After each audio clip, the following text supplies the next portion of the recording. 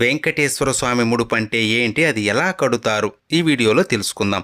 పిలిస్తే పలికే కలియుగ దైవం, కోట్లాది భక్తులకు ఇలవేల్పు, ఆపద మృక్కులవాడు, అనాథ రక్షకుడు, కొలిచిన వారికి కొంగు బంగారమైన ఆ శ్రీనివాసుడే కష్టాన్ని కడతీర్చే దైవమని భావించి స్వామివారికి తమ కోరికలు చెప్పుకొని ముడుపు కడతారు. స్వామివారికి ముడుపు శనివారం ఉదయం దీపారాధన చేసి ముందుగా వినాయకుడికి మీ కోరిక చెప్పి స్వామికి ముడుపు కడుతున్నాను, సంకల్పం నెరవేరాలి అని కోరుకొని ఒక తెల్లని బట్టకి పసుపు తడిపి ఆరబెట్టి బట్టకి 4 వైపులా కుంకుమ పెట్టి అందులో 11 రూపాయలు లేదా స్థాయిని బట్టి కొంత డబ్బును స్వామిని స్మరించుకుంటూ పెట్టి మీరు ఎందుకు ముడుపు కడుతున్నారో మనస్ఫూర్తిగా భక్తిగా స్వామికి చెప్పుకొని డబ్బు పెట్టిన పసుపు బట్టకి 3 ముడులు వేసి స్వామి ఫోటో లేదా ప్రతి ముందు పెట్టాలి.